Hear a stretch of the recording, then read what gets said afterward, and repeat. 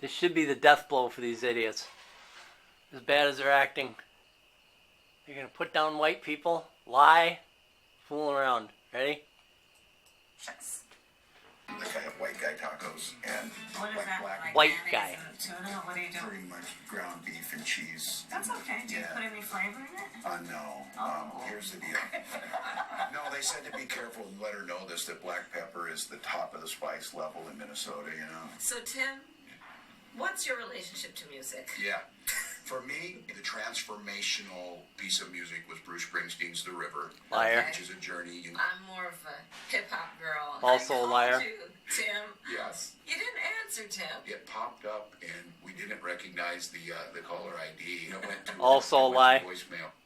Yeah, never answer the phone if you don't know who's on it. I don't know. Governor Walz's white guy tacos line is cooking up some online drama because folks discovered an old tweet of his that showed that he won an award over his turkey taco hot dish, which contains green chilies, taco sauce, chili powder, all hotter than the black pepper that he says he can't handle the spice level of. And get this, Tim Walz's dog has now granted more interviews than Kamala Harris. Vogue magazine putting a spotlight on Walz's rescue dog, Scout, which happens to be the same name of my dog. And he did an interview where they asked the pooch, quote, "What is your human's worst habit?" And he said the guy loves Diet Mountain Dew. So the dog lies, Kamala lies. Of like the what's your favorite ice cream He flavor? puts down white people. Joe Biden. And he even lies about Which would food. He's so feel sort of stupid. cute and He lies about interesting, every and we're single thing he dealing could with a lot of possibly lie serious about. Things that we haven't had any answers to quite yet. Yeah, well, clearly her team believes that there is a risk to sending her out there and having her answer questions, that the downside is too great. And that's why they think that probably the less you see of Kamala, the more you're going to like her. But in the end, we've only got 81 days left.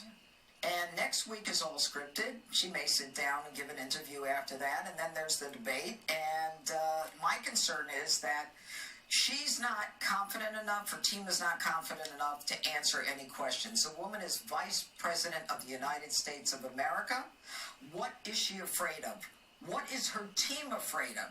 This is like Joe Biden #2. I mean, not only is she his co-pilot, but they're bubble wrapping her. They may not be keeping her in the basement, but it's the same thing.